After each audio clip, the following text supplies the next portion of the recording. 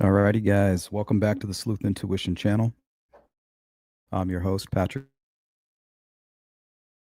Vallejos, and I am broadcasting to the missing persons case of Hannah Kobayashi. This case is very mysterious and seems to be getting worse by the day.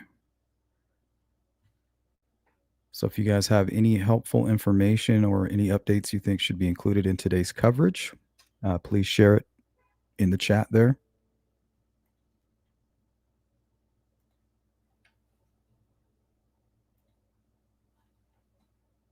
I think today we're going to start with the timeline and the basic overview and basic facts of the information. We'll hear from her family. We'll talk about the recent death of her father, that they are ruling as a self-harm situation. I know there's going to be a lot of speculation, and I know the families and people involved in these missing persons cases, they don't want people like us to be out here speculating, but when there's nothing there, that's all we're left with is speculation. So we'll cover the facts. We'll cover all of the coverage, all the messages from the immediate family, and then we'll grasp onto what we have left, and that is the speculation and an open discussion about what's going on here, which is absolutely terrifying. Welcome in, CJK. Hathers Mir, Sub Charles, Sharon Parker.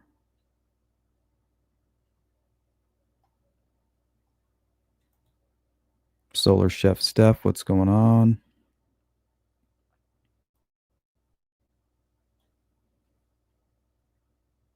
How many of you are not familiar with this case? I mean, this is all breaking news here.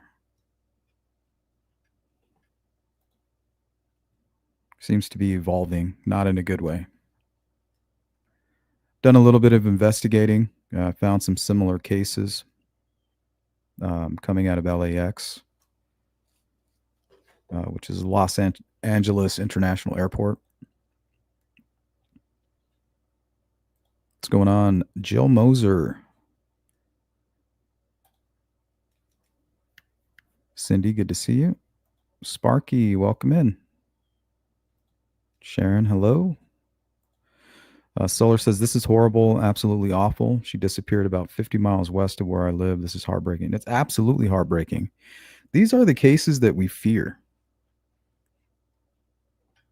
You have a daughter that goes missing. You have a desperate father who literally flew over an ocean to find his daughter, only to wind up deceased himself. Now, they're listing it as self-harm, and we'll get into that. We can speculate about that. I just don't like how law enforcement's quick to jump to that, you know. And I know that a lot of family members, they want to heal from this, and they might believe that it was self-harm because that's what law enforcement is telling them. But here, amongst all of you true crime folks, we know better. You know, we know how these criminals think. We know how easy it would be to make it appear as a suicide. We know how easy it would be to set somebody up for a crime. We know how law enforcement might want to pin it on somebody that wasn't involved. Get tunnel vision or not even really do their due diligence. Welcome in, Lisa. That's why we're here, guys. We're here to pick up the pieces. It's the least that we can do. And remember, guys, if you want to support my channel, you want to keep me on air, this is 100% crowd-funded. So make sure you guys are supporting me, whether it's sharing the videos. I mean, it's no big deal if I have to leave YouTube and go back, to my career or whatever. That's fine. But if you guys need me here, I need your guys' support. Consider becoming a member. Share the videos. Talk about the channel. Go purchase a hoodie on sleuthintuition.com. Donate to the Cash App, to the Venmo or the Zelle. I mean, anything helps, guys. But remember, I I can't do this without your help. I mean, and it's no big deal if I have to leave, but this is what I want to do. This is the career path that I would like to go down. If you guys want to support that effort, I need you guys to step up and help me out. You know, we're not grifting here. I'm doing more work here than I've done on anything. There's a lot of a journalistic investigation that plays into this. A lot of phone calls are made behind the scenes. There's a huge effort on my part and your part. But without your support, um, I just can't justify it. And for those of you who have been supporting me, all you members, you mods, and all you donors, you know, big shout out to you guys. What's up, Phil Bond?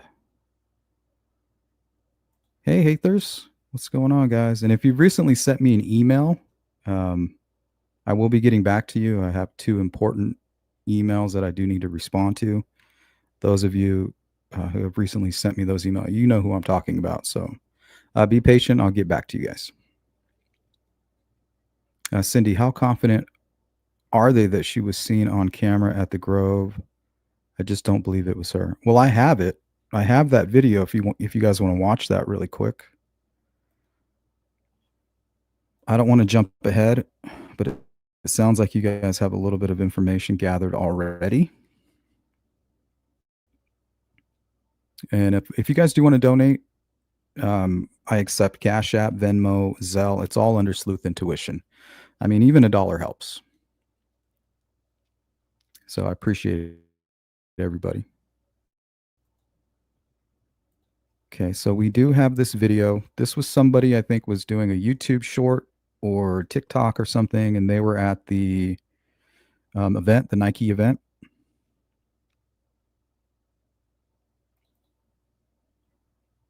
I think it was a LeBron James Nike event. Here's a snip of that. You can go find it on your own. And what's funny is before I even knew that she was actually captured on this video, I was looking at the video and I was looking for videos of the event. And sure enough, I was able to find her. So here's a short clip of that.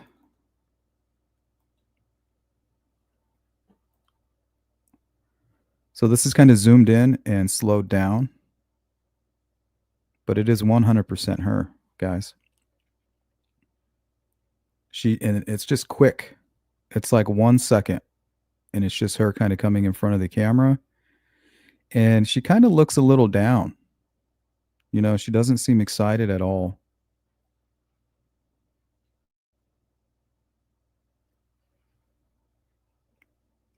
Something's going on with her. Remember, she's trying to get to New York. She has a press pass. She's a photographer. This is going to be a paying gig for her. You know, this is a professional event that she's trying to get to. And it appears that she was either swindled. Somebody may have drugged her. She could be suffering from psychosis. She could be even being conned. You know, when it comes to models and photographers, a lot of times they get set up and convinced, you know, to get into a situation that's dangerous. Thank you, Mustang. I really appreciate that. Thank you so much.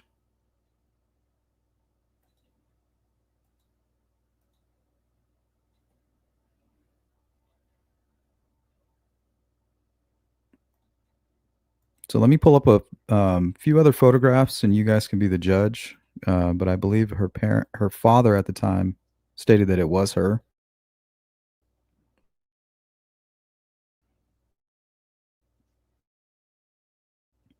She was wearing.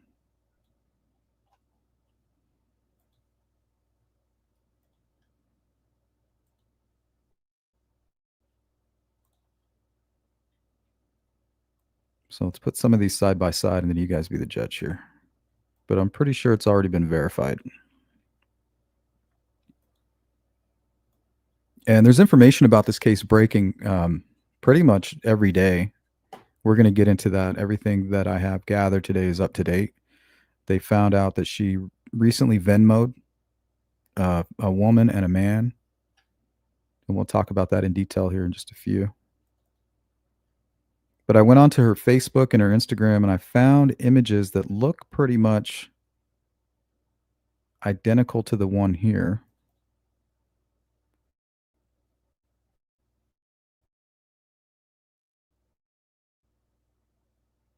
So here, let's try this.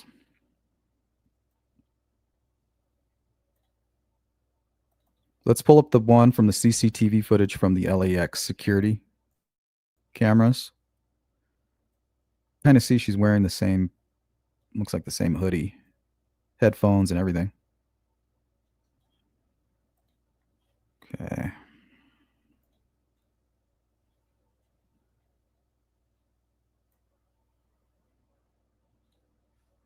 So you can even see it looks like she has the nose ring there. I don't know if those are the same glasses.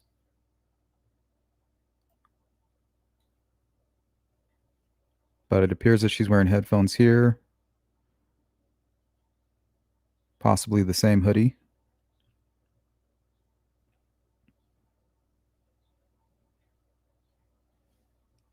But she has a big smile on her face here. She's trying to catch her flight to New York. She had a layover. And I was reading some articles about LAX. I guess it's a nightmare. You know, if you're delayed or whatever, it's basically a nightmare scenario trying to get to your flight. I don't know if you guys fly a lot, but if you've ever had a layover or a connector where you got to run to your next plane, it could be pretty stressful.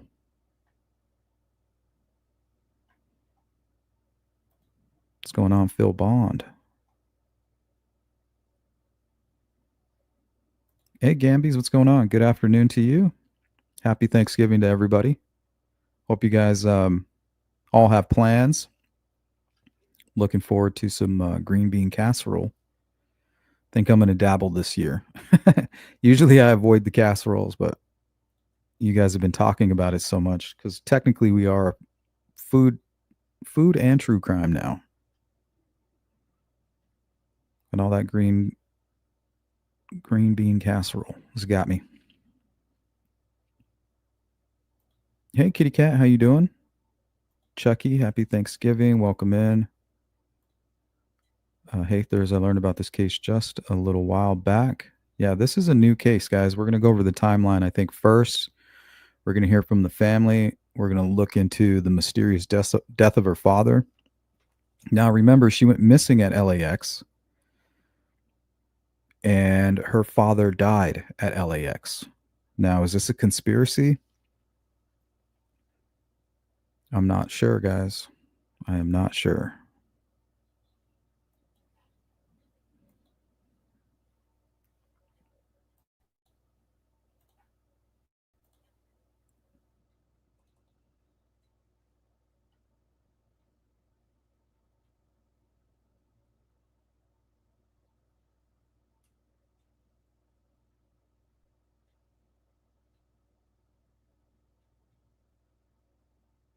There was another case I wanted to show you guys that it reminded me of, but I'm having like a brain fart right now. So give me a second. I'm going to go through all my true crime cases here and see if I can find it. Okay, there it is. Are you guys familiar with the Crystal Rogers case?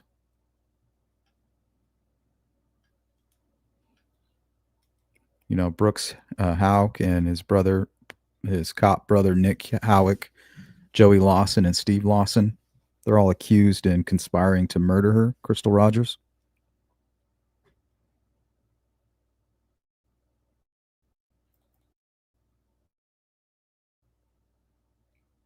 Well, it's a very similar case. Her father went looking for her, and I mean, he was just relentless. He was trying to find out who killed her and was murdered himself. And a lot of people believe that the same people who killed her, which is the father of her son, they believe murdered her father as well. So I'm getting those vibes there, you know, and people can just brush that under the rug. But these types of things happen, you know. It's hard to wrap your mind around, especially if you're already dealing with a missing person and then now you have another death in the family. You know, you don't want people speculating about what happens. But here in the true crime community, we see it time and time again. You know, people getting too close to the killer. And I have a hunch that people are targeting People that work at the airport might be targeting people just like Hannah.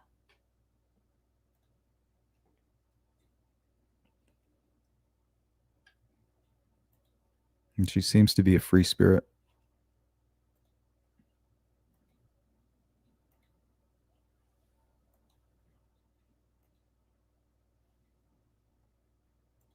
So we have her messages that were sent. She sent Venmos to a man and a woman, a tarot card reader, and a guy by the name of Jonathan. So we have something to work with. What's up, Lisa? Steph, good to see you. Right field, welcome in. Shadow, what's up? Jari, stop that right now. YouTube bad actors, good to see you.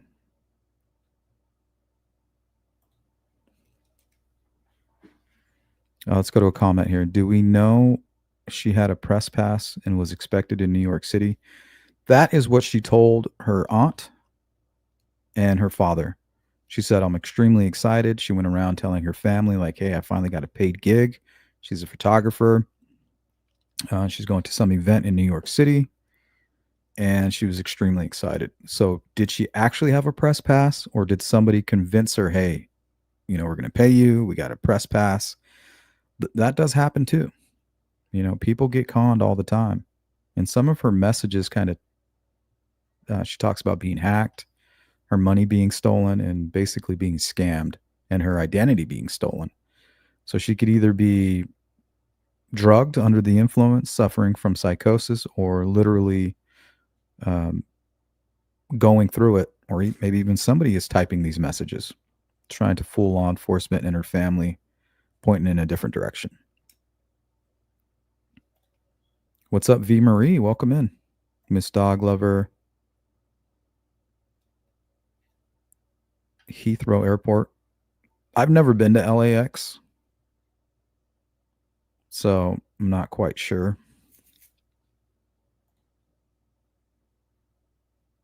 I'm not a big fan of California.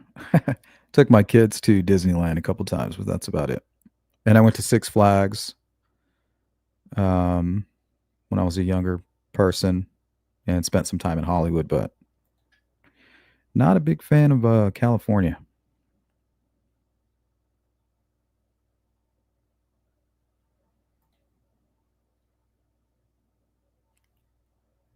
Let's go to bad actors here. They say she may have been skip lagging, where you miss your flight to stay in town and go on standby for the next flight to save money on flights. I did hear something about standby. You guys know anything about standby? Basically, if you miss your flight, or if you're related, or if you work at the airport, you can fly standby. If there's any seats available, they'll get you in there.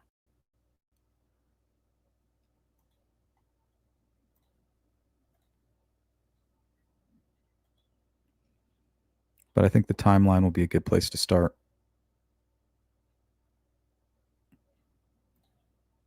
Moon Shadow, welcome in. Me neither. Me neither. But you guys have been talking about it so much, and my sister makes it all the time. And I'm always like, I'll pass. But you guys talk me into it. I'm actually looking forward to it. Hather says, I'm not fond of the green bean casserole, but the family is. Yeah, this case is strong to begin with, but keeps getting stranger. Did I email you this one to you? I was thinking, can't remember if I did. No. I think somebody did email me about this earlier this morning, but we've been covering it, guys. We covered it about 2 days ago briefly when the news kind of broke. We talked about it. This was before her father passed away.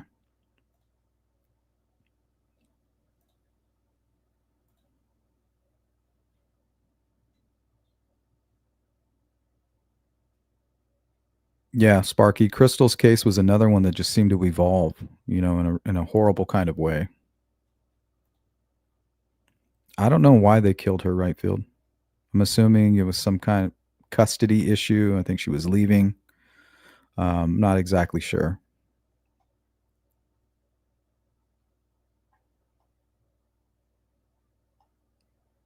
But they're pretty sure they know what happened. Bad actors. It's not all bad in Cali. I don't know. I don't like it. I do not go to California. I don't like the laws there. You know, I don't like the politics. I don't like anything about it. Too set in my Arizona ways, and it's oil and it's vodka and milk, right? Just complete opposites. V says that's definitely her. Yeah, I'm almost 100% that that's her. I think it's been verified, but don't quote me on that.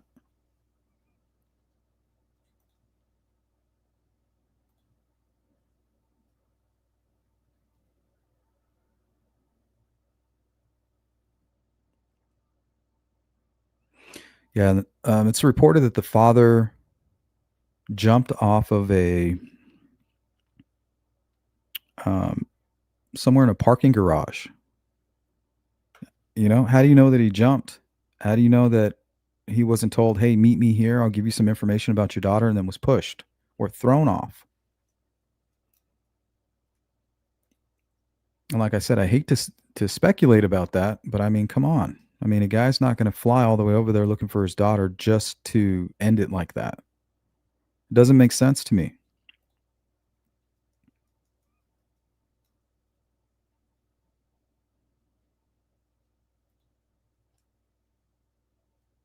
Hey, Corn Pop, what's up? Yeah, it is hereditary, but usually psychosis will hit you between like 25 and 30, sometimes a little bit younger.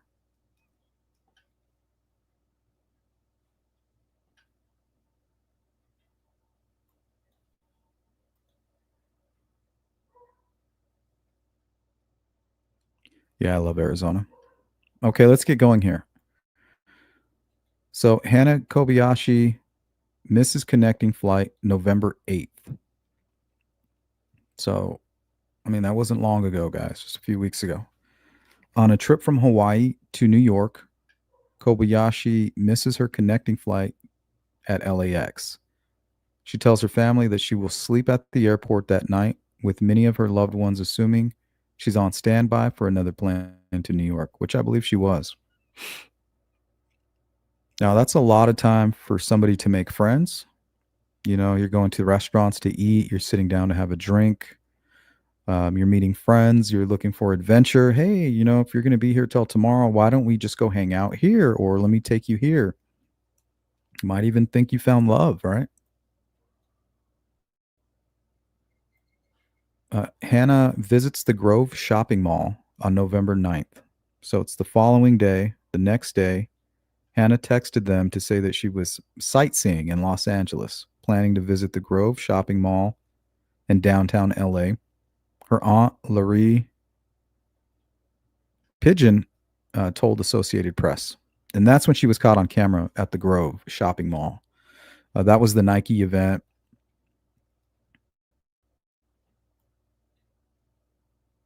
November 10th, Kobayashi posted to Instagram from the Nike event at the same shopping center. A video obtained by the family shows Hannah Kobayashi strolling through the event that day wearing headphones. And that was the video that I showed you guys. And we can go back to that if you'd like. Hannah texts family and then phone turns off. So now she's been there 2 days. This will be day 3.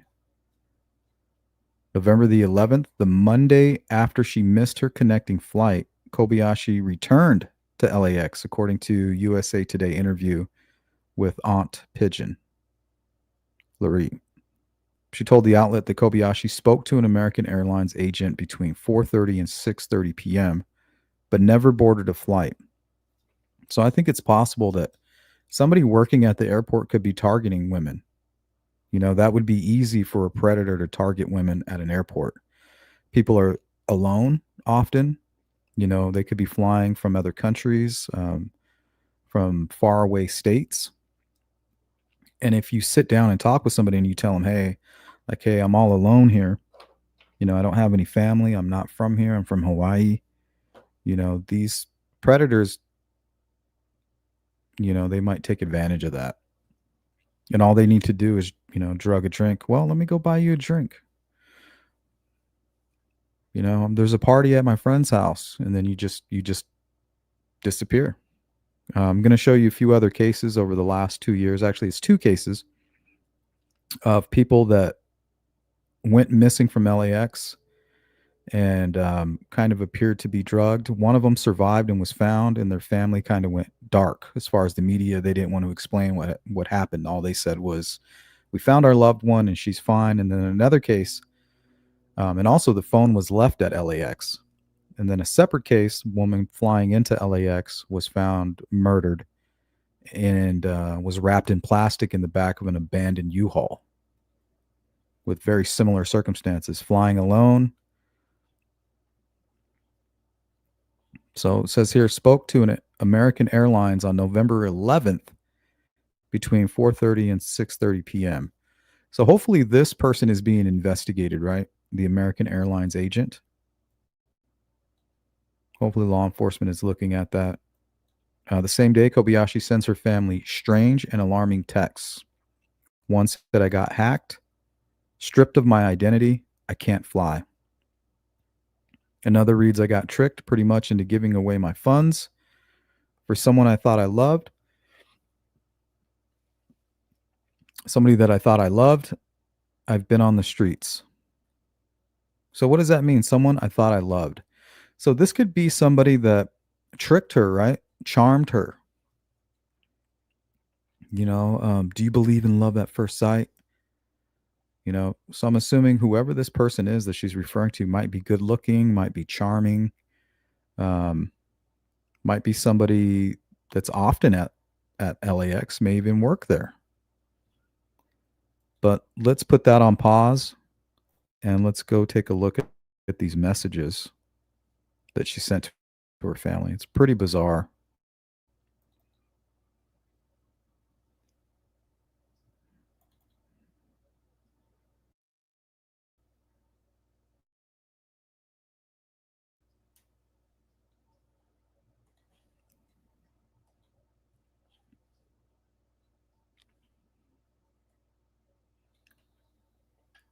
So she says, "I got hacked."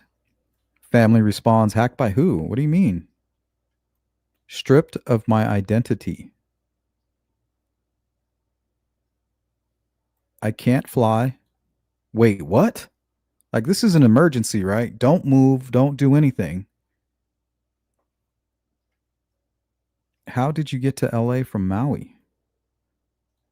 Some weird shit, babe. And this is the kind of language that was kind of freaking them out. Apparently, she communicates in emojis and she doesn't use this type of language.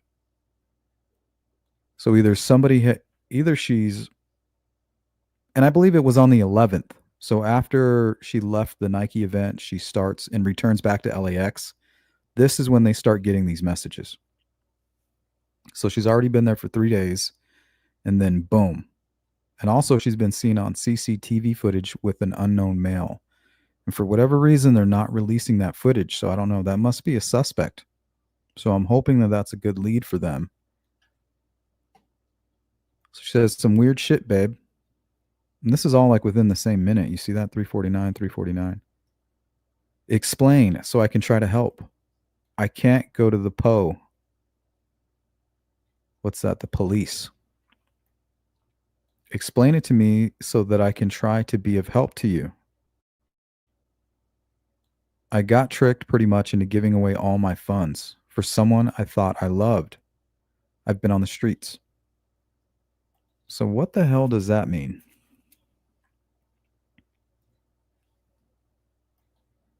I can't make any sense of that. So either she's been drugged, she's so stressed out that she sounds weird, she could be under the influence. Um, this might not even be her. She could be having a mental health situation. What do you guys make of these text messages here?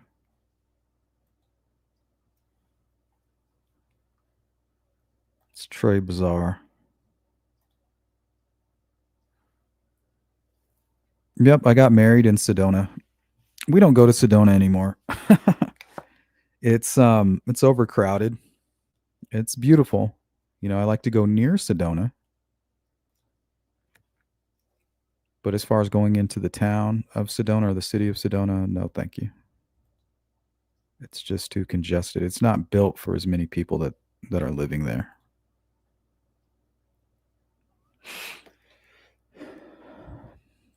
About 20 years ago, it was a paradise. Cindy says, I mean, she could have met another ticketed passenger in the terminal with ill intent and left. Yeah, I mean, she could be. I mean, who knows what she's doing? Maybe she's traveling. Maybe she's hitchhiking. But I have a really bad feeling about this one. I feel like she was targeted by somebody that frequents the LAX, whether they work there, they have family that works there, they live by, or they're running a scam that's based there. And she says that somebody that she thought she loved. That part kind of stood out to me. I got tricked pretty much into giving away all my funds for somebody I thought I loved. I've been on the streets.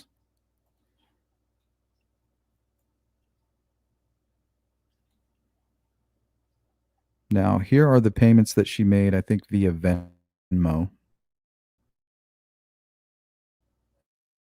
And we're kind of skipping the timeline right now. This is the breaking news from, I think, from just today.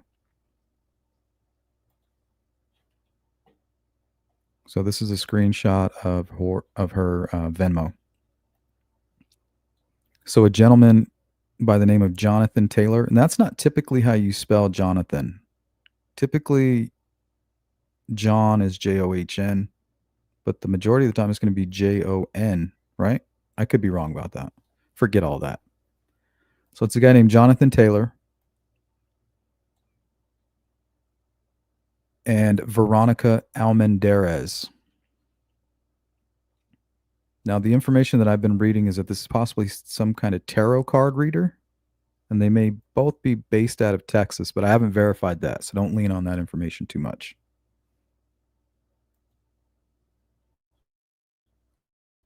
Hold on.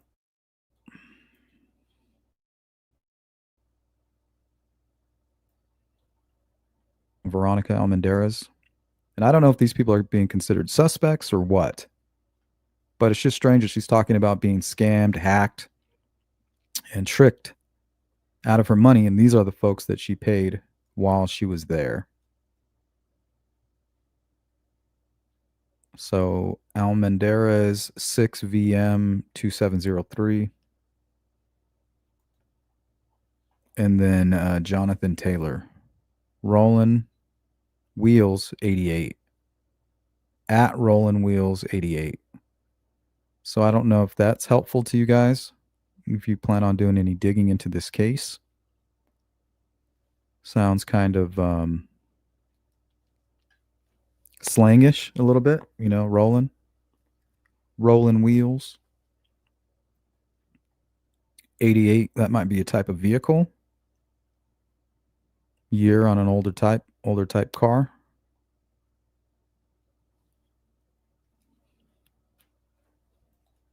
Not sure what to make of that. Let's get back to the timeline here.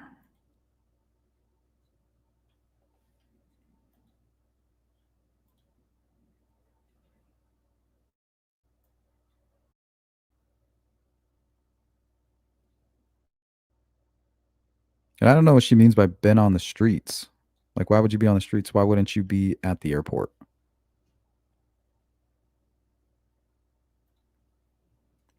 Something's not right. I feel like this could be whoever abducted her or whoever has harmed her, um, trying to fool her family or buy themselves time or kind of stage the crime scene.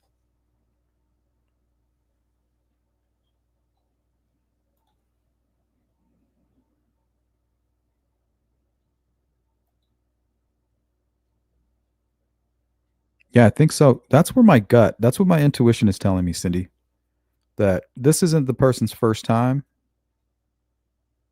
and they may be targeting women. This it might not be some sex trafficking scheme. This could be just a sick individual, right?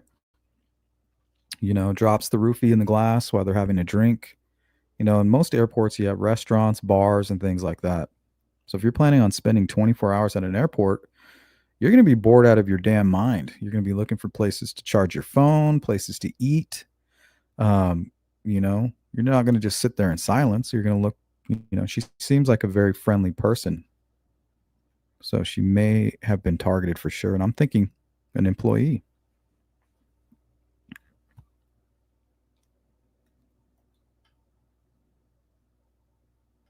So I just hope that the investigators are combing through all of the CCTV footage at the LAX airport to find out what happened to her father. What's his name? Ryan is his name. Rest in peace to him. I just don't believe just yet that he hurt himself. It just doesn't make any sense. I feel like he would be too driven.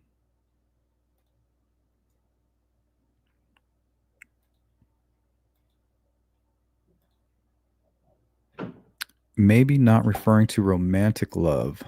What other kind of love is there? Like a friend? Like friend love? Like a girlfriend?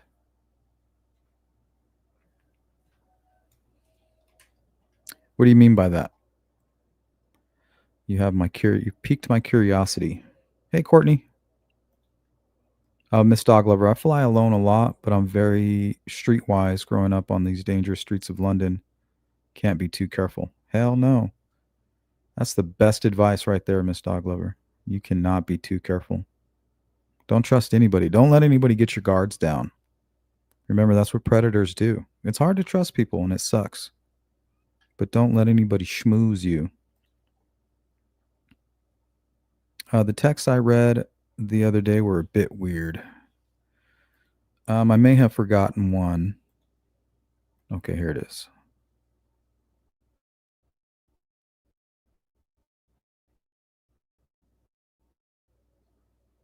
And if there's more, please send them to me. It says here, hi, loves. I just finished a very intense spiritual awakening. I'm charging my phone and heading back to the airport to get to New York City. I might need some help getting there. It's a long story. I'll keep you posted. I think I still have my hotel room. She never went to her hotel room.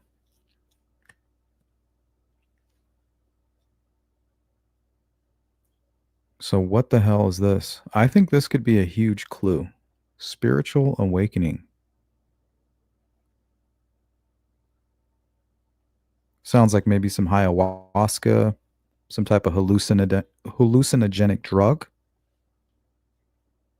So, I think this might tell us a little bit about who she was with.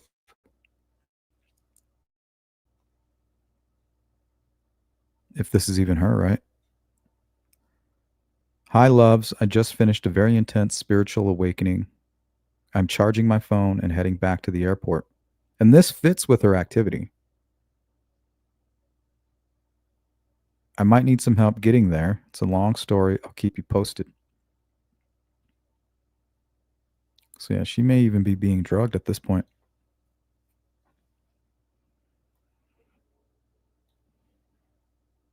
That or suffering, right? From psychosis. It does happen. Could hit you out of nowhere. Could be something she's been suffering from.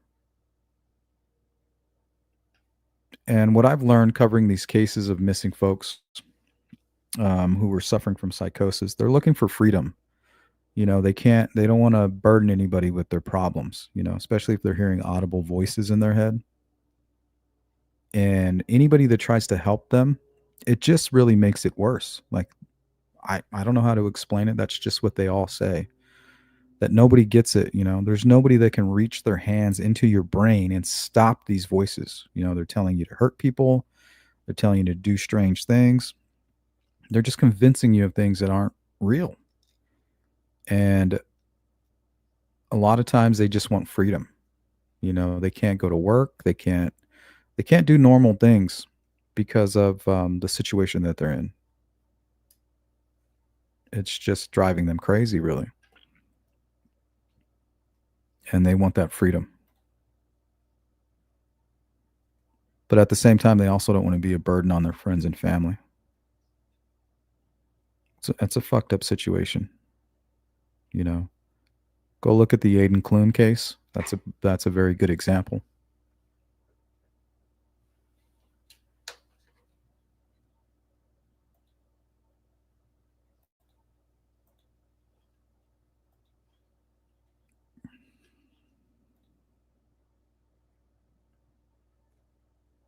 Could be. What's up, badass? Welcome in. Cindy says it's not her writing that, and that's what her family believes. You know, she's usually upbeat, tons of emojis, and she just doesn't use that language.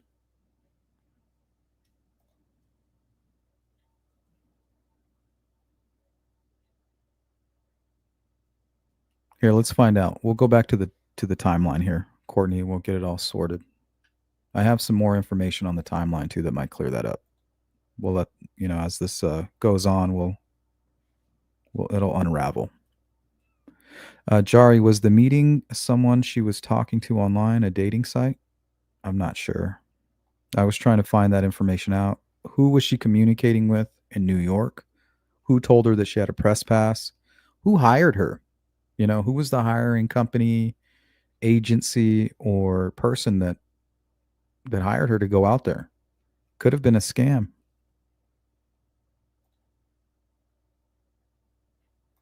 Jen Finn, I hope she's found safe. Amen, Jen. Bad act. This is a very disturbing case because if she goes to the airport, she's all alone. She's a very beautiful girl and she's targeted. And then her father goes out there to try to find her, and then they do something to him because he got too close. I mean, these people aren't going to stop. I'm not saying that that's what happened, and I hate to speculate. So if there's any family out there that's watching this live stream, I apologize. It's just that we're not left with anything. And it's hard to count on these investigators to do their due diligence. So when there's nothing there, all we're left with is speculation. So I just want to apologize about that. But I mean, we have to try to come up with some type of theory, try to piece together the information that we have here.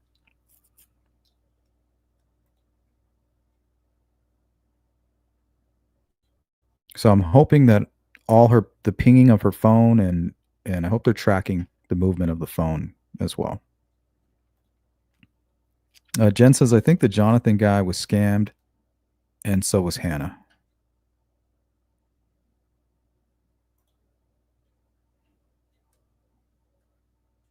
There's a lot of stuff going on online about people trying to track down this Jonathan guy and the woman. But I'm not going to touch all of that because we know how people can be online, right? They think they found somebody when really they have nothing to do with it.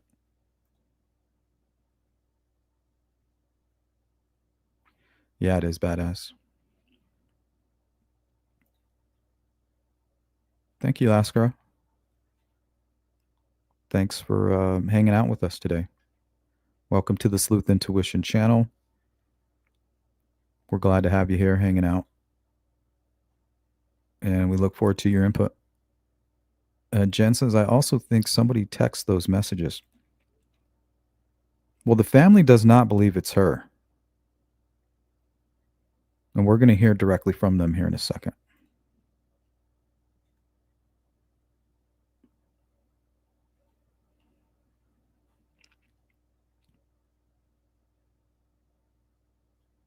So let's find out here. Let's continue on, Courtney.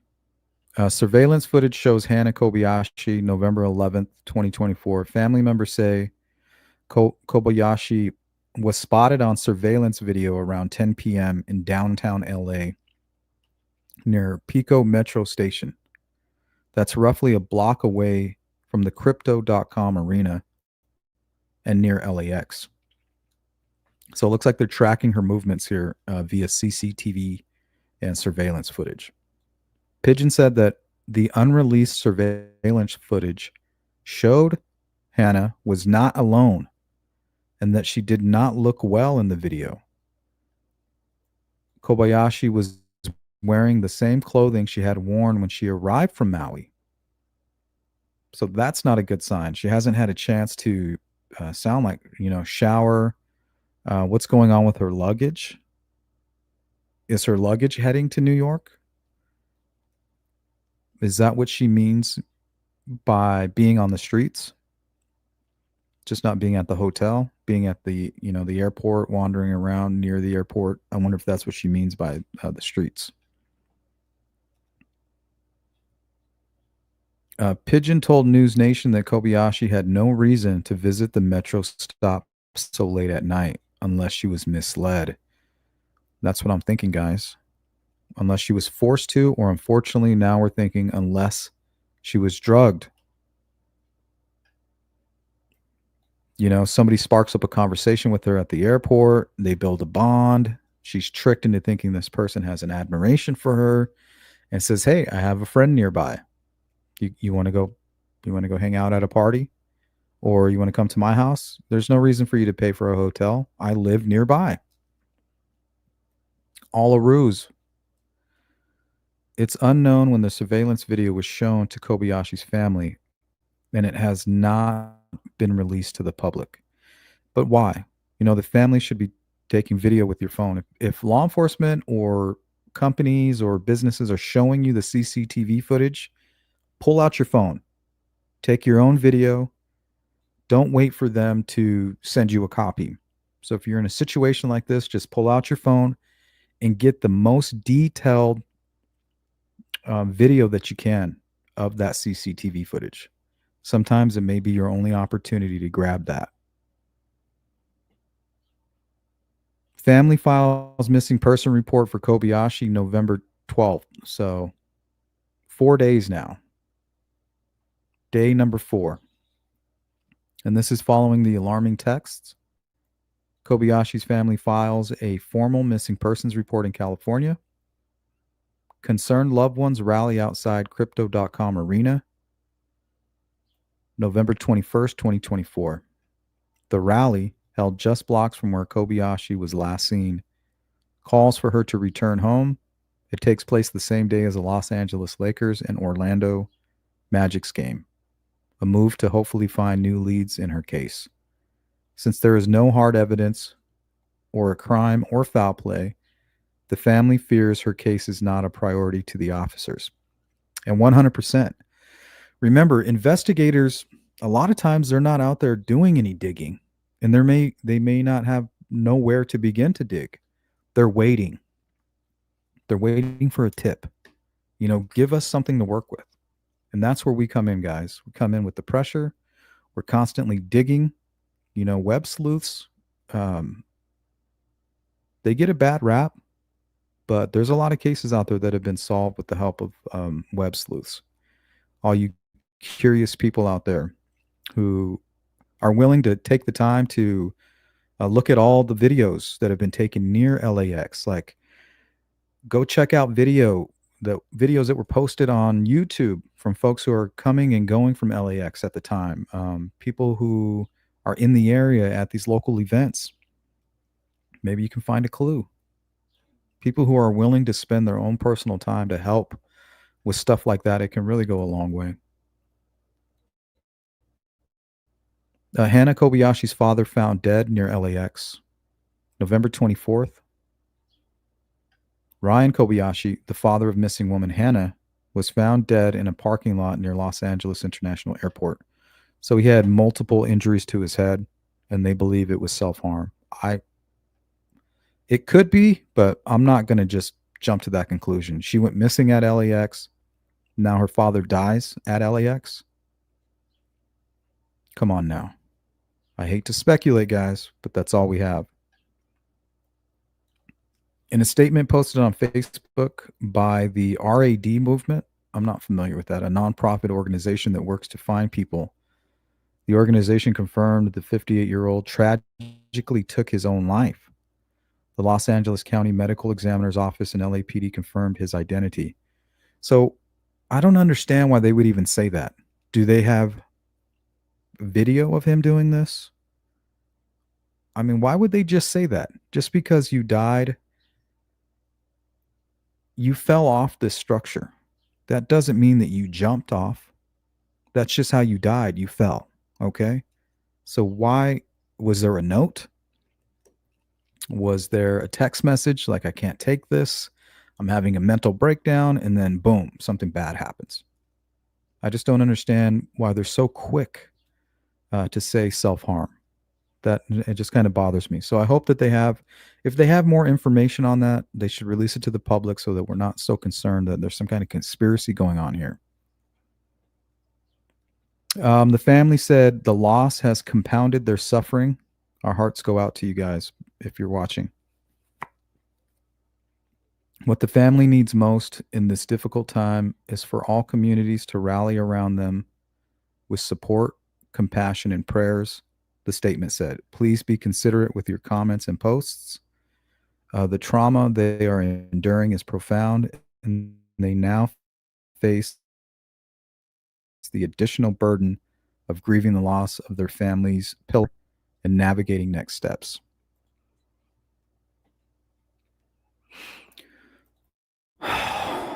So, this is too much for one family to have to deal with, especially around the holidays, guys. I mean, forget the holidays at all, right? Miss Dog Lover with the super chat, very generous. Let's go to her comment here. I was in a nightclub with a friend when we were at university. She said some guys had bought us some drinks. I asked if she had her eyes on the drinks at the bar. She said no. I said, come with me. And we poured them down the sink. Very smart. And the thing is, you could have eyes on the drink and still be poisoned.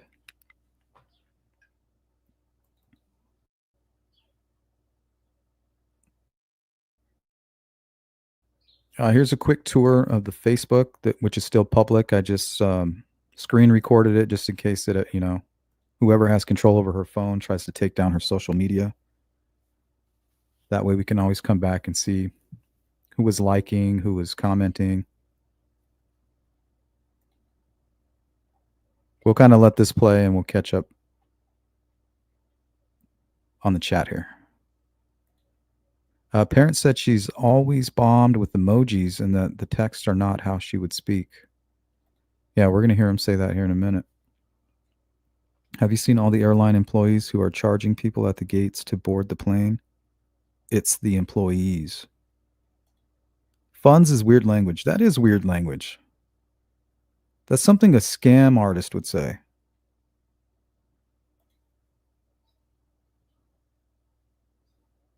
Scara, texts seem like they are misdirection. I don't know yet. I'm not sure yet.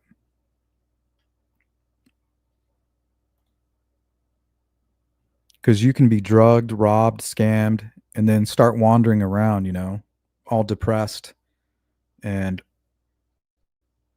then become a target at that point. If you're wandering around a neighborhood, you don't know how dangerous it is, and you're upset about what happened, somebody scammed you. So you could have been a target of a scam and then quickly become a target of a predator. Kind of like a lion seeing like an injured gazelle or something, or a spider with a fly in his web. Very foreign. There was some scams going on that involved, I think, Nigeria also. LA and Nigeria, big money scams that were busted over the last like 3 years.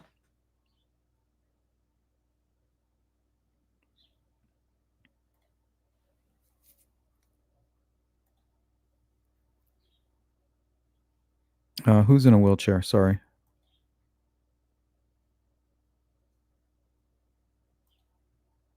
Oh, yeah, rolling. Okay. Rolling wheels, maybe RV. Okay. Now we're talking, guys. Traveling, somebody who travels.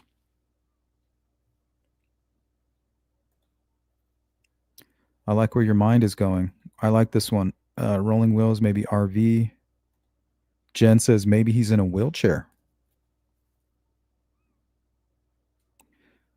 Yeah, we'll have to look that up individually. Maybe that's a name somewhere else too. Maybe it's a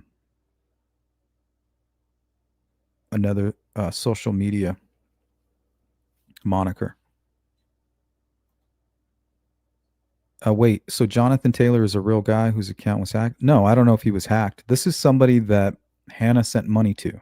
The two accounts that I showed you, she sent her own money to these people right at the pinnacle of this whole situation, right at the peak of her starting to talk strangely. She begins giving money out. So when she's talking about being scammed, that's right at the same time she's sending Venmos to these two folks. So Oldsmobile Delta 88.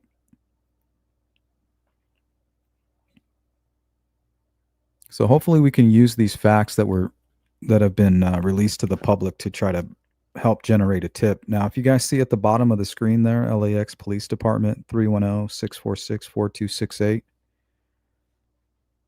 give them a call. I couldn't find an email address, but I mean anything, guys. It could be. Don't worry if it's embarrassing or anything that you find. Send it right over there. It's the little things.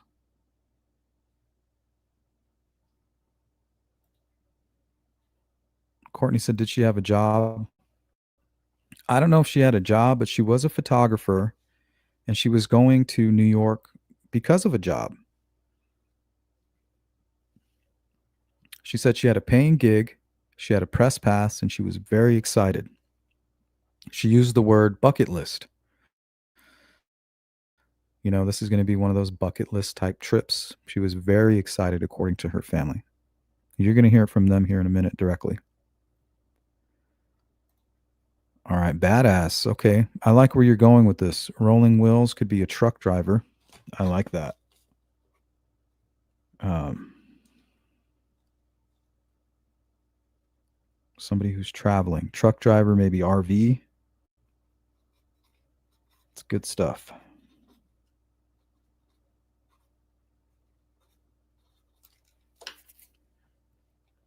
Yeah, there's over 500 unsolved crimes, women that were dumped throughout the country of, throughout our country on the highways, and they have dozens of suspects. All of their suspects are truck drivers.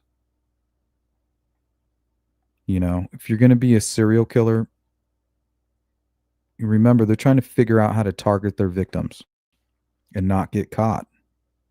Well, being a truck driver is one of the probably the easiest ways to commit crime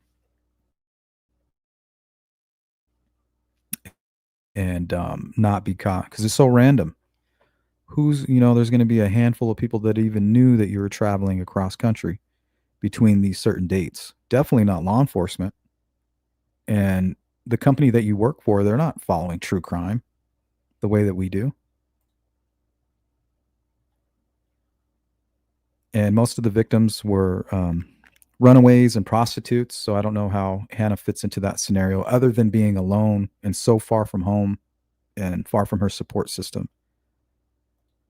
Did that Venmo say 16 days or 16 days ago? 16 days ago from when it was posted.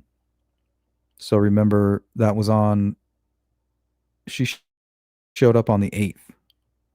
She got to the LAX airport on the 8th of this month.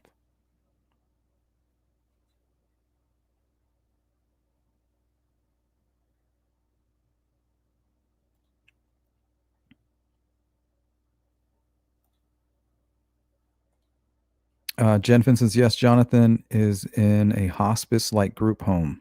He fell off a roof while working construction about 8 years ago and is semi paralyzed. Okay, so is there any way you guys can send me that information? That would make sense.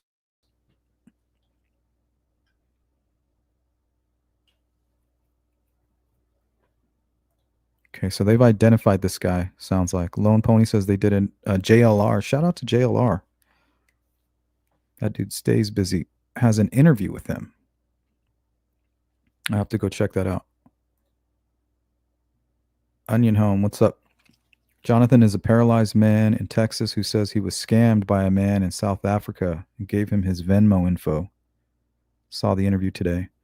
I must have missed that. So, wheelchair. That explains that.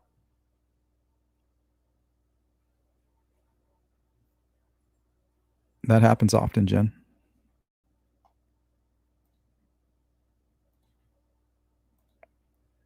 Necessary Evil says, unless he was involved in what happened, which is doubtful. Could be, though. Corn Pop says she sounds schizophrenic to me. Yeah, you don't want to rule that out. And being schizophrenic in a strange place will make you a target for a predator. You know, so she could have been scammed at the airport by a different kind of predator and then wandered off and fell victim to a different kind of a predator.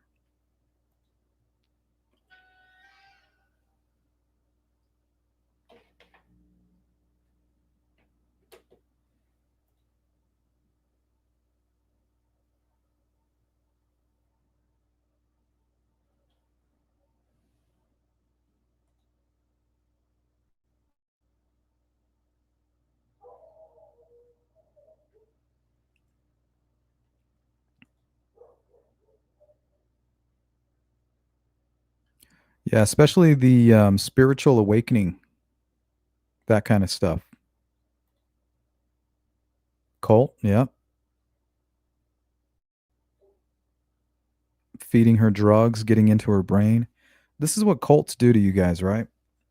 They target you, um, they gain your trust, and then they have multiple people that are just nonstop brainwashing. Boom, boom, boom. They're just feeding you information nonstop from all angles. And then before you know it, you're brainwashed. I did read that. So if you guys want to go check out her Instagram and her Facebook are still up right now. But if somebody has access to her phone, it may not remain that way. So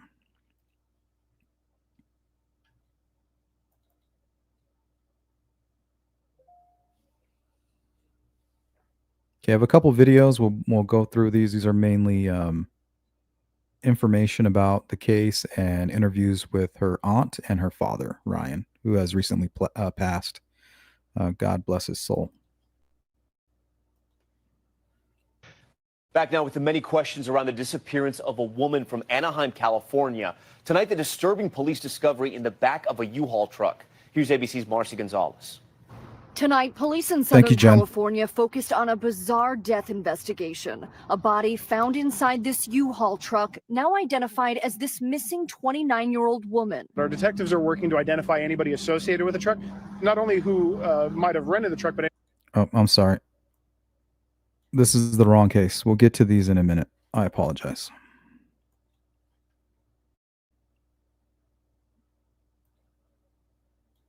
I had that in the wrong folder.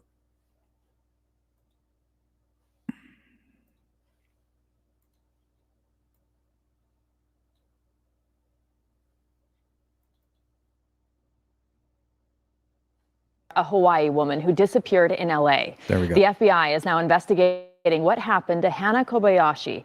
The 30-year-old missed a connecting flight from LAX to New York on November 8th. Instead, it appears she toured the Grove Shopping Center and went to a local... Let's go to Corn Pop's comment real quick. Why won't they release the video of who she was seen with? I think sometimes they're afraid of scaring these folks away. You know, if they see their face, posted all over the media, they might flee. So they might have already identified this person. So there's no need to release it to the public, right? They don't need our help in identifying it. Typically, investigators are only reaching out to the public because they've exhausted all their efforts. They've done everything they can to identify certain folks, and they need the public's help. They're like, hey, we did everything we could. We need you guys to help us identify this person that you see in the video or in this picture. So they may already know who this person is. They may be watching them, trying to get warrants for their phone information, to do maybe a search warrant or something like that. Or they're still trying to identify them. So as soon as they exhaust all those efforts and without any luck, then you'll kind of see it released to the public. Event in the following days. Her family says they received text messages from her that were out of character, and they also obtained It's a new good question. surveillance video that shows her near the Pico metro station. And they say she wasn't alone in that footage. They think she was abducted or even. And Lurie Pigeon, thank you so much for being here. I'm so sorry it's under these circumstances. I know it's been, thank you. Must be an agonizing time for you right now. How are you doing? We're really tired, but we are remaining hopeful, and we are remaining, vigilant, Yeah. What have you learned about emerging business surveillance? You saw the images at LAX. What are you learning on a daily basis, and what is the very latest in the case? So we, through our own investigative work, we've kind of tracked her down. Just a quick synopsis: she missed her flight. She ran. She was trying to connect her flight. Okay, sorry for pausing this, but I want to make sure we're hitting these the good comments here. Not that they're not all good, but some of these seem more important than others. She spent $2,000 on a hotel room in New York for a supposed photography for a famous DJ. And do we know who this DJ is? Do we know if this is legit? Has it been verified, or is this just information that's being relayed that was told to her family and now being relayed to the public without being verified? We believe that's that what she I was would on like to know. standby, and that because of that, she was going and just basically exploring LA. We have found out that she did charge her phone on Saturday. An employee confirmed it. We actually got proof of her filling out in her own handwriting a mailing list with. Okay, so right here she has her luggage. Where is her luggage? She has her backpack and she has luggage here. Small, looks like black and pink. Where the hell is this at? Sorry, guys. I'm just making notes for our follow-up live stream on this and things that I want to be looking at. A mailing list with her address in Hawaii. And then, that's when things got really fuzzy, was on Monday with the weird, very strange text messages that were coming to her family. And we were made aware of video surveillance that shows her with an unidentified person exiting around the Pico metro station. Mm-hmm. And that's sort of where we lose her. And Brian, can you talk about those text messages and why they were so out of character for her? Well, just the wording that she used and just seemed kind of odd, off base. Yeah. And she said something about giving away her money to someone she thought she was in love with or something. What did they say? Yeah, it basically said that she gave all her funds away, and just the word funds, not money, not cash, to someone that she loved. Another thing is that Hannah speaks in emojis. Even if you look at her Instagram profile, it's thousands of emojis. And yeah, let's take a look at those text messages again.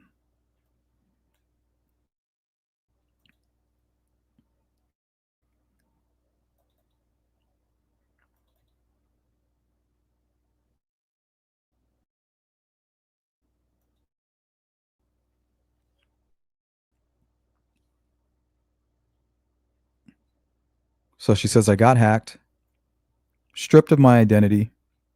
I can't fly. So either somebody literally scammed her, took her identity, removed all her money from her bank account, and she literally can't fly, or she's having a mental health issue. And if she is suffering from psychosis, which I don't have enough proof or information about that. Right now it looks more like she's being targeted and abducted, may have been abducted. But if she is suffering from psychosis, which could be what's motivating her to go on these adventures, right? She wants that freedom. She wants to, trying to run from herself, really. Or she's literally being a target of some kind of a group. And there was a huge bust at LAX, I think, in 2021. People who are running scams through LAX and then Nigeria. And the use of the word funds is kind of weird too. So stripped of my identity, I can't fly. And then she says, babe.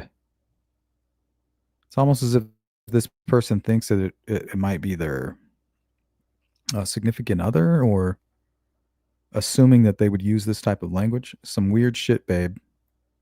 Unless it's a typo. I don't know. I can't go to the police. I got tricked pretty much into giving away all my funds for somebody I thought I loved. This is the part that really gets to me here. Like, what does that even mean? I've been on the streets. Like, why wouldn't you just call like your father or a family member and give them a call? You know, they can wire you money and just get back home.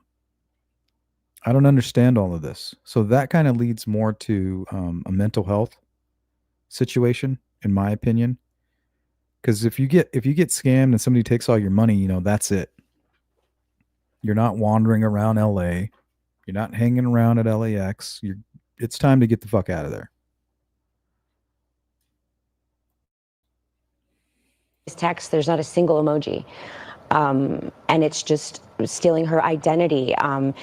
She had a spiritual awakening. It was bizarre, like and so it wasn't out of character for her. Mm-hmm. There's a rally happening today at Crypto Arena. How can people help? What are you asking for from the public? So we would just like people to show up at 3 p.m. Let's go to this comment by Badass. Thank you for sharing that, Badass. I have a niece who suffers from schizophrenia and bipolar. She's taken off many times overhearing voices. With your own personal experiences, is any of this reminiscent to you? Like, what kind of vibes are you getting from what you're hearing? And I know you might need to hear more from the family, but just from what you've seen so far, does this kind of seem like that kind of a situation? The Lakers game was happening, and she was seen 2 blocks over, and people are coming in from all across California. And I just want to say thank you to the public of Los Angeles, because they've been so helpful. So if you can come to the rally, we're handing out flyers because the family doesn't know how long we can be here. So we can hand out flyers to keep the support going, and to, just give an update to all the people and kind of create the narrative and the truth, and kind of dismay some of the crazy, wild things that are out there, and let them see the family. And Ryan, if you could talk to her, if she could see this message from you, if she could see some of your appearances, what would be your message to her? Love you, Hannah. Just love all the love and support she has. Everybody's praying for her safe return. And,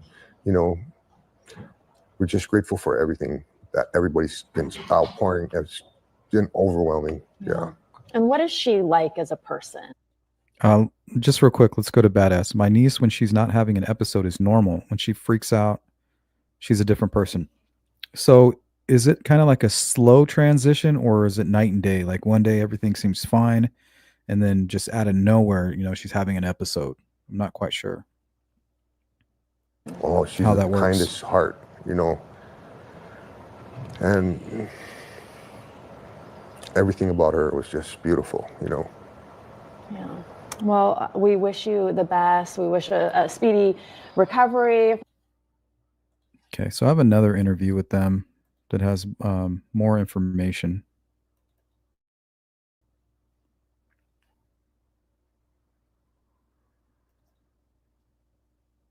This is from Fox News.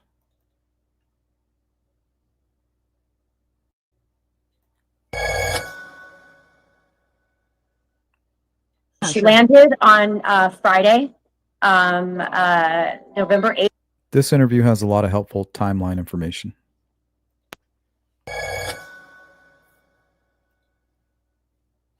She landed on Friday, November 8th at 9:53. She missed her connecting flight because she only had about 40 minutes to get from one terminal to the other.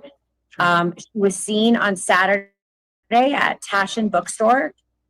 We have a confirmed sighting. She actually went to the bookstore and asked the employees to charge her phone. So she charged her phone there for an hour and a half while she got food. She even filled out a mailing list with her Hawaiian address, and it's in her handwriting. On Saturday, she was sighted at the in front of the LeBron James event. on that video. We spoke with the videographer. That video was taken at 3:40 p.m. on Sunday. On Monday, she was at LAX. That's when the weird messages started coming, like the messages that were like super strange and alarming. It's just that she does use emojis. There's people out there. Yes, You she have was. that girlfriend that's she's an artist. It's like instead of a question mark, she would put a crystal ball, or she's that cute. And there was none of that. There was I not a agree, Cindy. single emoji. There was words called hun, like hun. She said that someone was trying to steal her funds, not cash, not money, It's funds. weird. Like, who uses that word? Things like, she was having a spiritual awakening, that she was concerned about the matrix, that it was like, it was the most bizarre text messages. And it went from, hi, I can't wait to see you guys. Love you. Everything's great. See, it's that stuff right there that makes me lean towards some kind of an episode. And if you're suffering from an episode, that also can make you a target to predators. But it can also separate you from your family and send you on a journey that makes no sense to anybody. Because at that point, there's a disconnect. Before that, she was seen talking to a ticketing agent. It's been confirmed that she was trying to basically get a direct flight. She was sick of standby, you know what I mean? She was just like, hey, how much would it be for me to like get a new flight? And then after that, that was at the LAX. And then she was seen we've been made aware of surveillance video, on a metro with an unknown identified person, and getting off at the Pico station. And the Pico station is in a very bad neighborhood. It was, late at night. And that causes us even more alarm because, it's not a place that, Hannah would go. There's no reason that she would go to a neighborhood of crime. And you know what I mean? Like, it makes no sense. Like, even if she said, hey, I need to go get a hotel room because I'm tired, there's 18 hotels by the airport. She would have to transfer stations to get to this station. She got a paid gig. In New York. She was so excited. Yeah. She's a photographer. She's going to the gig to take pictures. To, you know what I mean? To like she finally got a press pass. And you should have heard her when she said press pass. I got a press pass. So, and we don't know if she's being honest. We don't know if she's on her own journey and she's just trying to make her family feel comfortable about it. The thing about psychosis and mental health is that it's a son of a bitch. It's not, there's nothing good about it because it's tormenting the person who is suffering under it. They have strange motivations, they have weird disconnects, and they may be motivated to tell lies and things like that. So she could be being fooled about the press pass. She could be fooling others about the press pass. She could actually have the press pass. We need to be able to verify all of that information. It needs to be verifiable so that we can follow the information. And TV, it was one of the big. So if she was hired by some famous DJ, hopefully they are looking into that and they're interviewing this person so they can get more information about why she was so motivated and if this information is accurate. Biggest accomplishments of her life. Hannah is this organized little bee where she, we have the list. She sent it to family. Thanks, Sparky. It was 8:30 a.m. Check out sandwich shop that I heard about from Ryan. Make sure to eat the chocolate coke croissant. 11 a.m. Maybe I want to go to the MoMA if I'm feeling artsy, or maybe I want to go and check out this if I'm having a dancing movie vibe. All right, let's go to this comment here. LAPD has also said they are now treating this case as a voluntary disappearance. So remember, guys, there's been missing people who are found thousands of miles away from where they went missing. Their appearance is completely changed. They're living on the street and they're 100% suffering from psychosis. They are disconnected from reality. They don't want to be found. They feel like they're a burden to their family. And they feel like there's really nothing else that they can do because they can't go to work. They're suffering from this mental health issue that won't allow them to work. You know what I mean? So it's like, I mean, it was to the T. And she'd been planning for this for months. Her hotel room alone cost a couple of $1,000s, and she never checked in. And every confirmed sighting that she has with an individual, she's of sound mind. She's happy. She's kind. She doesn't appear. See, that's very interesting. Badass says, when my niece had her last episode, she hung out with homeless people. Yeah, that's what I'm talking about right there. Drunk or on any substances. So that narrative of her, being a drug user or something along those lines, those are so false. The truth is that that is why we are those families that are handing out flyers and flying in, because it is so unlike her character. We wouldn't be here. Her father wouldn't have flown out here. Her friends wouldn't have flown out here. Hundreds of people, I don't know, wouldn't be so concerned if this was normal behavior. We're just running, we're like, we're like down and up and down. It's just Skid Row. Is that her? Is that not? In the most dangerous places in LA. We're not prepared for this. So that's why everything just doesn't add up. It's just so much confusion, and so any kind of help would be great. Lascara says footage was of a black male that was with her at the Compton train station.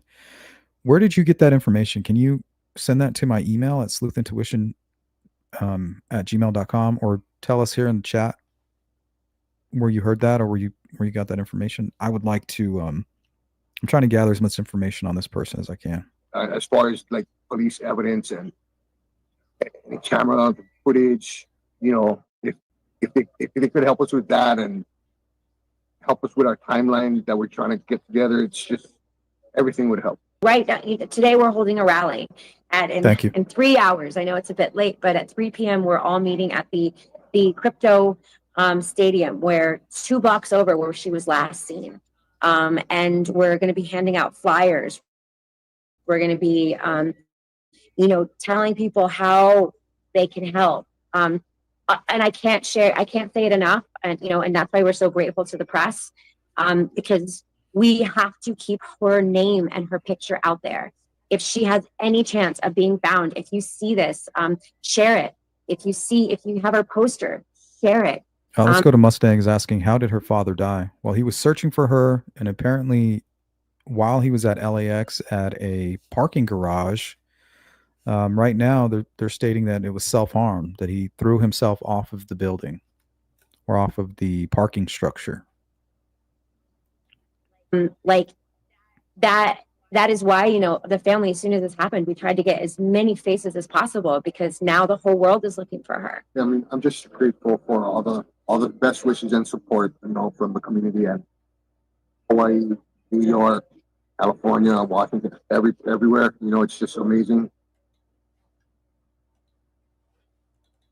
All right. We are running out of time, so let's get into the timeline, more of the timeline information, try to make sense of this here.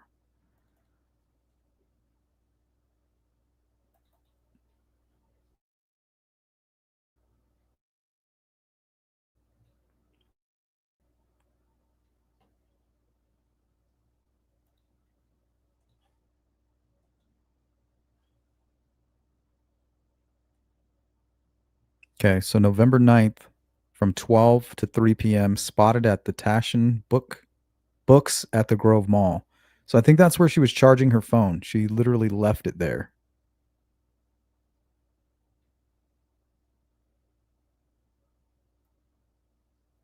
And that's pretty far from LAX.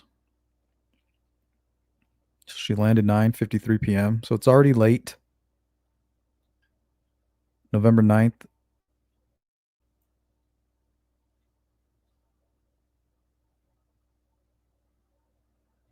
Okay, so after the bookstore, she returned to LAX.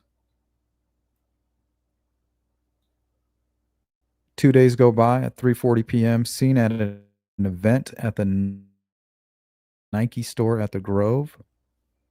And here's that photograph here.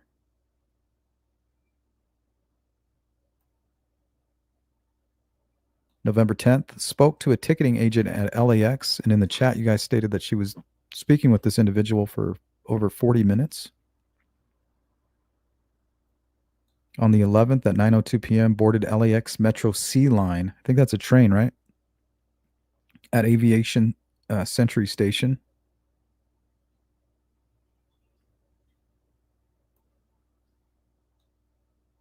That same day, changed trains at Rosa Parks Station. Looks like she begins heading north towards Koreatown.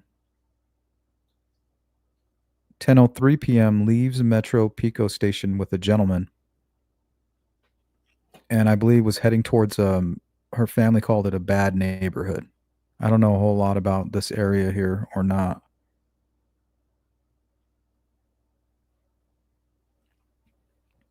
So she may still be here in this area, not wanting to be found, or she was targeted because she was going through an episode, and that does happen.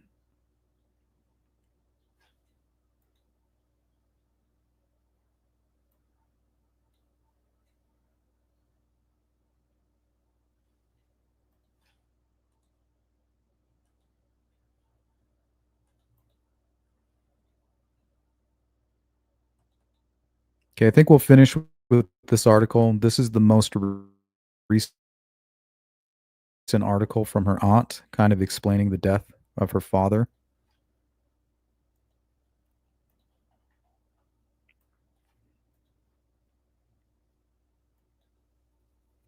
This is in quotes, died of a broken heart. This is by Anthony Robledo and James Powell from USA Today. Aunt of missing woman Hana Kobayashi explains father's death. And this was put out yesterday.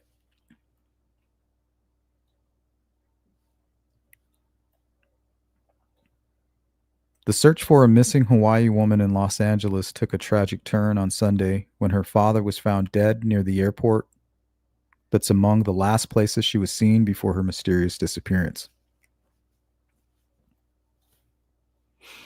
Yeah, there's definitely more to this story, whether he was targeted or what you guys were saying in the chat, that he's kind of come to the realization that she might be suffering from a mental health issue. And that may have been overwhelming for him.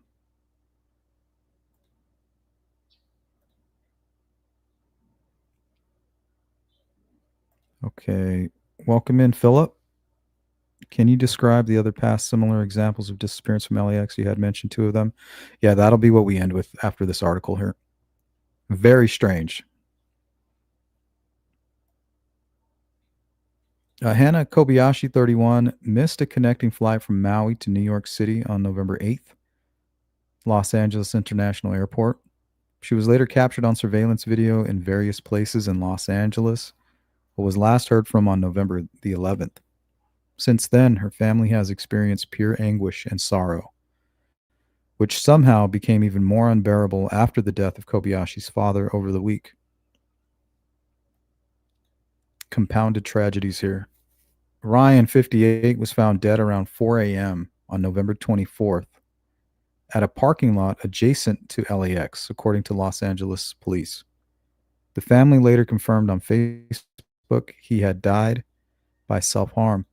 Hannah's aunt, Laree Pigeon, told USA Today on Monday that the past 2 weeks were already horribly difficult before learning about her brother-in-law's sudden and unexpected death. He just died of a broken heart, Pigeon said. Being on the streets and seeing what the possibilities of where his daughter could be, no sleep, the speculating rumors that are going around, just took a toll on him. Family needs support, not speculation, Pigeon said.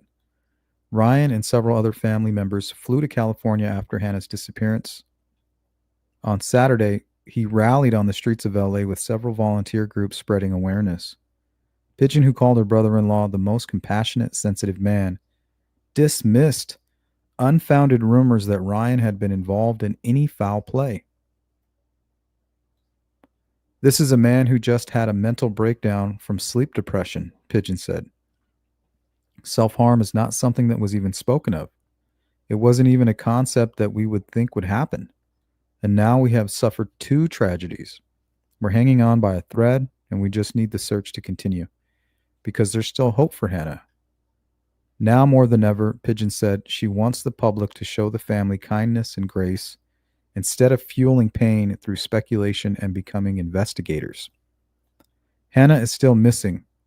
I'm not sure how you're going to find a missing person without investigating it. Missing, and we have hope, and we need to make sure that Ryan's death wasn't in vain, she said. Hannah last seen with unidentified person. The LAPD continues to investigate Hannah's disappearance. She was last seen on November the 11th when surveillance cameras showed her at LAX but not boarding a flight. According to the family, citing airport staffers, Pigeon said Hannah spoke to an American Airlines ticketing agent for about 40 minutes. Surveillance footage showed her near the Pico Metro station in downtown Los Angeles hours later, alongside an unidentified person who Pigeon said she believes misled her. Okay. So she's speculating, but she doesn't want us to. I'm confused by all of this. We believe that she just trusted the wrong person, she added. The family also received out-of-character text from Hannah, which Pigeon said contained odd phrases and uncharacteristic lack of emojis. Hannah is described as 5 feet 10 inches, weighing about 140 pounds, and has brown hair and eyes and fair skin with freckles. She's just incredible. She's loving, she's kind, she's compassionate, she's funny. We just want to keep the focus on finding her, and we still believe that she's alive, and we still believe that we have hope to bring her home. So yeah, basically walking a very fine line, not to upset the family members. But when you don't have anything, all you have is speculation. And that's how they found basically the video of her at that Nike event. If people weren't digging and investigating and trying to uncover more information, I mean, how do you expect to find her? I mean, we can't just sit back and do nothing and say, oh, well, there she is. I just don't know how that's possible. Okay, so here is the case of Ashley Manning. Ashley Manning was found. Let's put this up on the big screen here.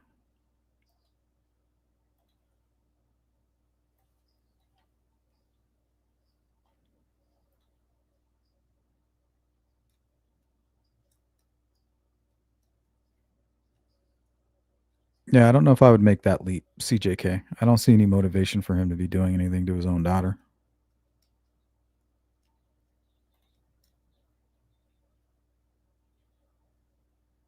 Hey, Eileen, welcome in. This investigation is strange because the further the case went on, the less information they released. Exactly. I don't understand why they wouldn't give us a description of the person that she was seen with or release that video footage. Unless they have already spoken with him and cleared him.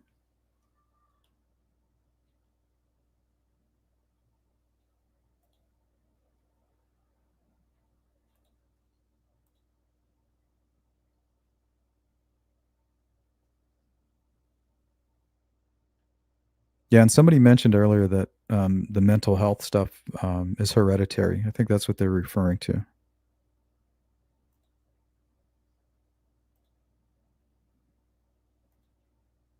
Yeah, good to see you, Eileen. That I don't know. I'm going to look into possible medication, medical history.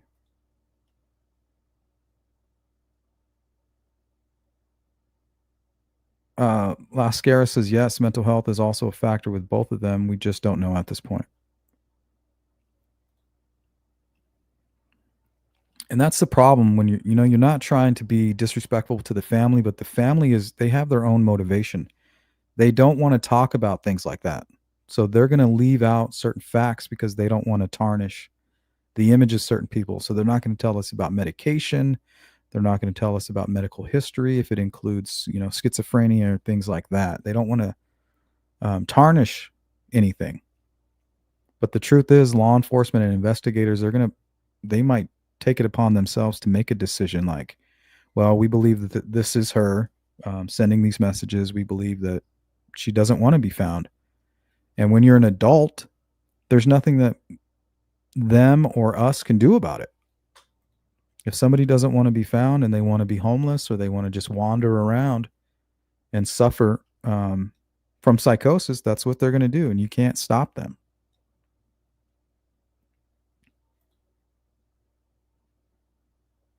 GHB or scopolamine.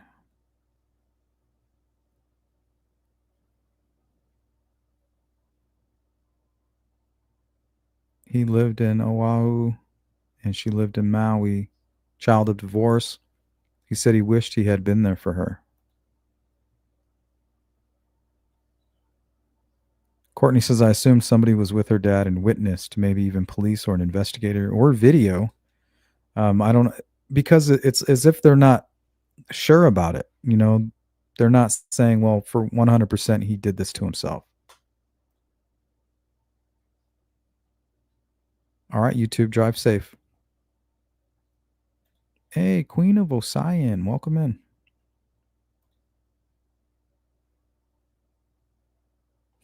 Yeah, it looks pricey. What's up, Frank? How likely is it that somebody in New York is going to hire someone from Hawaii for a gig when there's so much talent there? Yeah, that's what I'm saying. She could be making that up.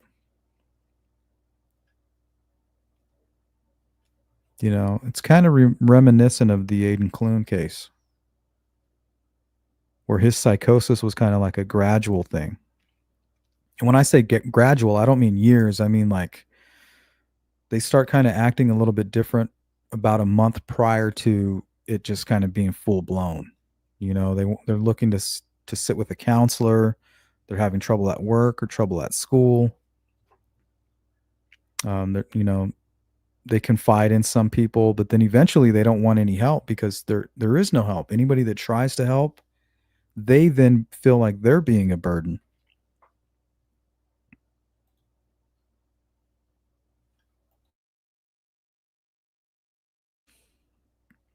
'88 year of birth.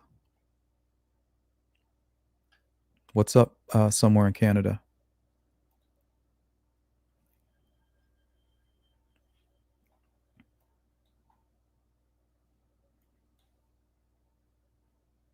Okay, this was the Ashley Manning case. I think this was from 2022.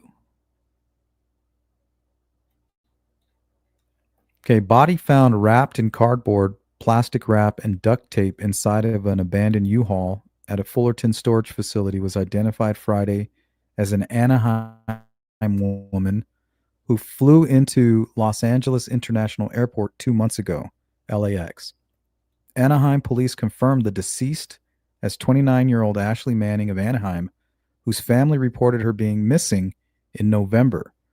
Her cause of death was not immediately known pending results of a toxicology report. According to a Facebook post by her sister seeking help finding her, Manning flew from Dallas to Los Angeles November 13th, but was never seen again.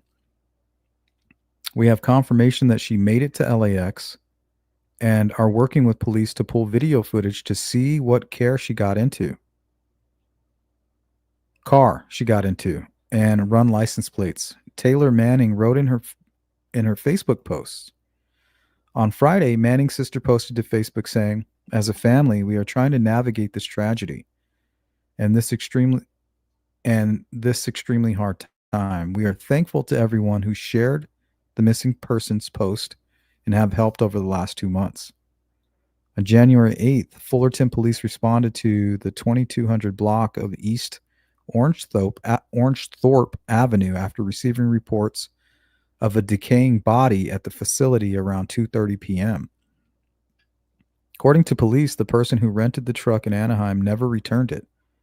The company then located the truck on a street in Anaheim and brought it back to the Fullerton facility.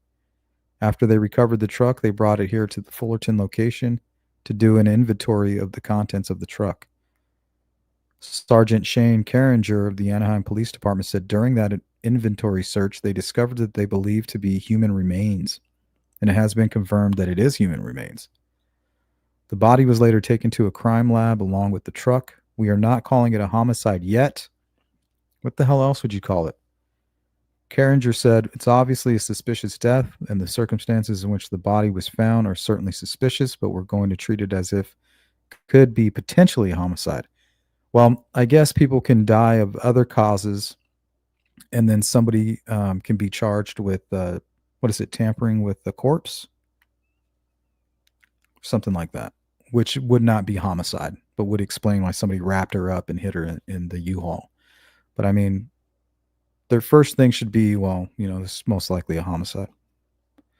Police said they would not know if there were suspects or if the death was a homicide until they identified the body and pieced together what happened. Detectives will piece together everything, who was in possession of the truck and the timeline, and this truck was out, and who had it and where it was.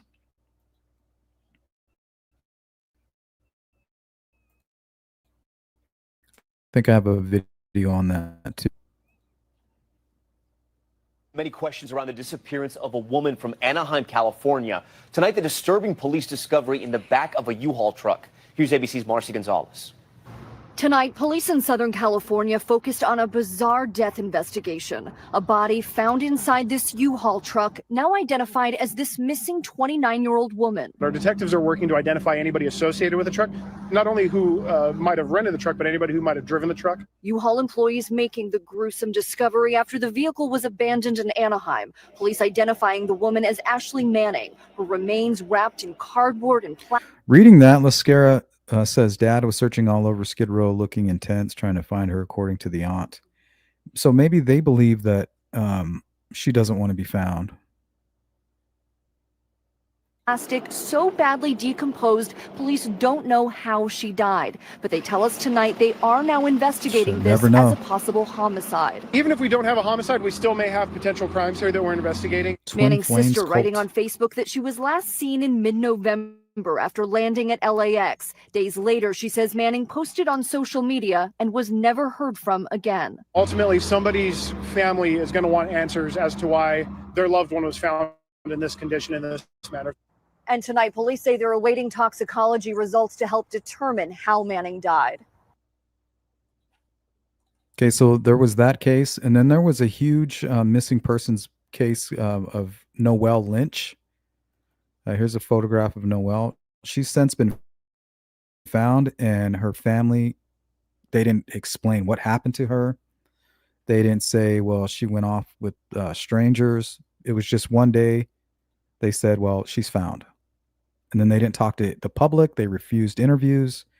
So this was a very public case, I think, in 2021. But listen to the details here of this case.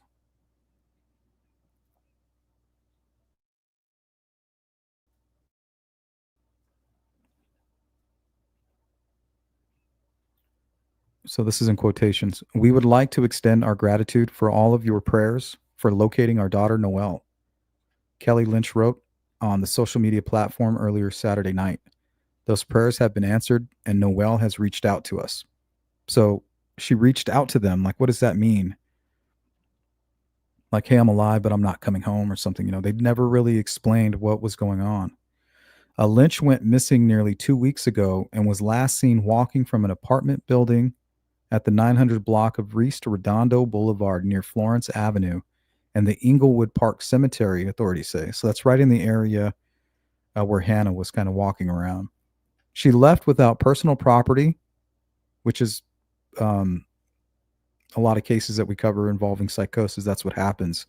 They leave the cell phone, they leave the purse, and sometimes they even strip naked.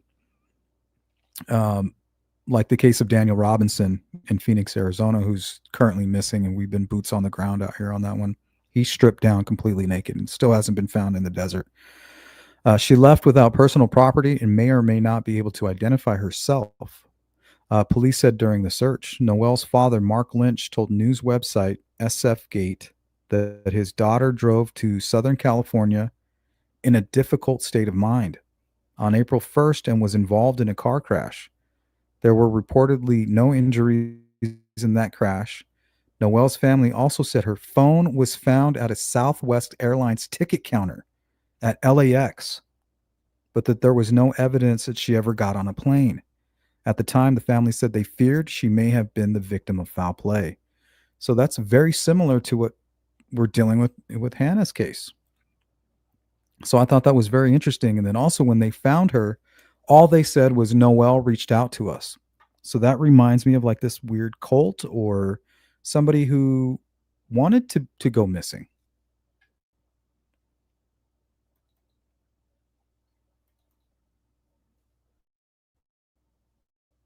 So I thought that was very strange, and I couldn't find anything else to follow up on that. If she called her family and said, "Hey, look, I'm with this group of people, this cult. I'm living on the streets now. You guys know I'm suffering from mental health issues. Just leave me be." You can't do anything if when somebody's an adult like that. There's just absolutely nothing you can do.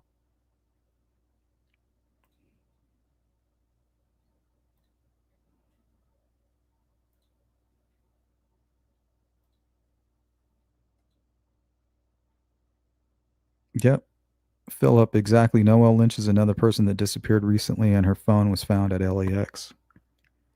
Exactly. So maybe that's what will happen with Hannah. Maybe she'll reach out and say, "Hey, look, I'm not missing. I'm just doing my own thing." You know,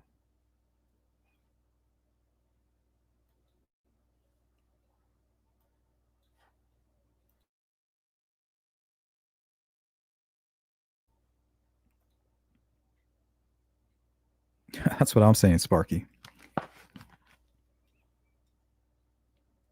There's so many dangers surrounding us on a daily basis. Hey, none of your business. What's up? Glass of wild turkey, rare breed before the big day tomorrow. Not familiar with this case. Sounds like another unhappy ending incoming, unfortunately. Yeah, unfortunately. Lascara, they haven't released the handler or the DJ's name.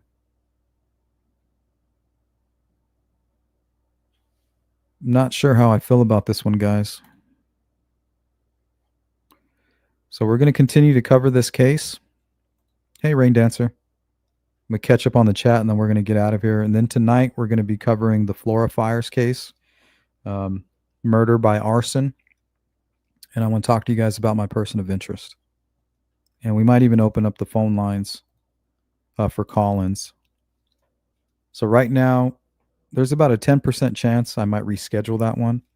But right now, we're still good to go. But there's just a lot going on at home, so.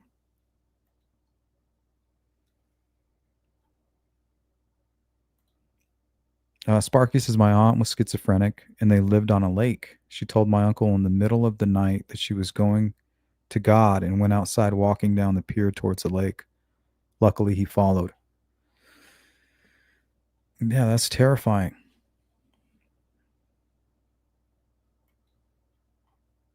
Oop.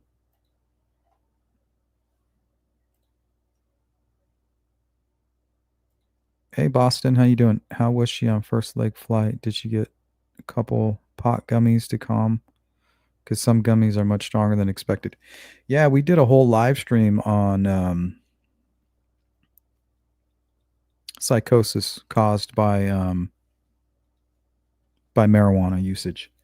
There was a case where the woman, she did high dosage for the very first time ever. She had never touched the stuff, and she was on a date, and she began suffering from psychosis and stabbed the man to death and was let off. She would, they didn't charge her for anything. They basically proved that she had lost touch with reality.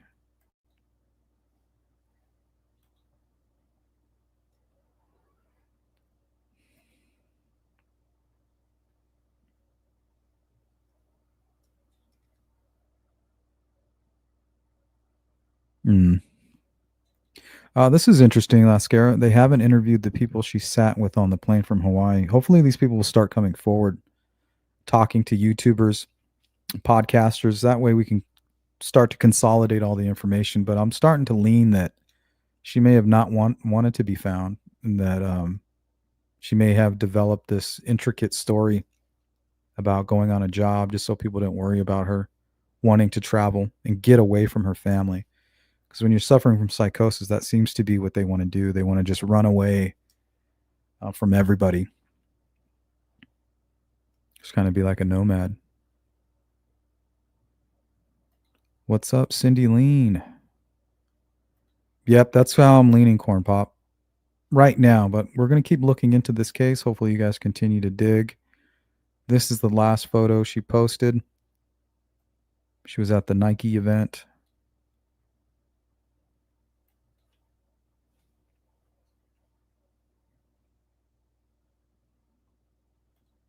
How you doing, Rain Dancer?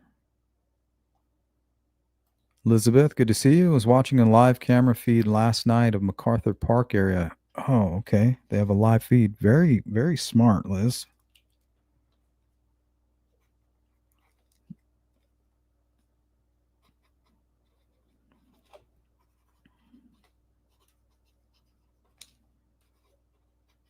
Area, and there were 2 or 3 chatters in there watching for her on the camera.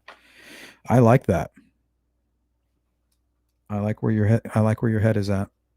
Hey, Marianne, check out our favorite peaceful, safe place, Redwoods. Okay. Redwoods. We're going to continue looking into this case. So if you guys have anything that you think is relevant or helpful, feel free to email me at sleuthintuition@gmail.com. Unfortunately, guys, this is all of my time.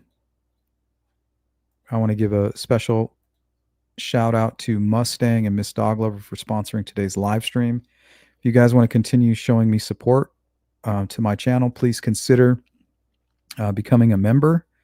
The easiest way to support my channel is simply go share it on X, go share it on your Facebook, share it on your YouTube channel. And all of you who have been donating to the Venmo, to the Cash App, to the Zelle, you guys make this possible, and I appreciate all of you. And I'll see you later tonight. Like I said, we're going to be talking about the Florida arson fires. Have a lot to go over. I need your help poking holes into a few theories of mine. And, I appreciate your feedback. This is a group effort. So hopefully I'll see you guys all a little bit later. If I didn't get to your comment, I do apologize. I want to thank all of you for participating. And if you're part of the replay crew, leave me a comment. We'll get back to you. Don't worry about it. Welcome in. I think the photo shoot was a ruse. It could have been a ruse. It could have been. All right, guys, enjoy the rest of your day. Please join us later and help bring some attention to the Florida, Indiana arson murders of 4 beautiful young girls from 11 to 5 years old, all killed in an arson fire there. We need all hands on deck. See you there, guys. Peace.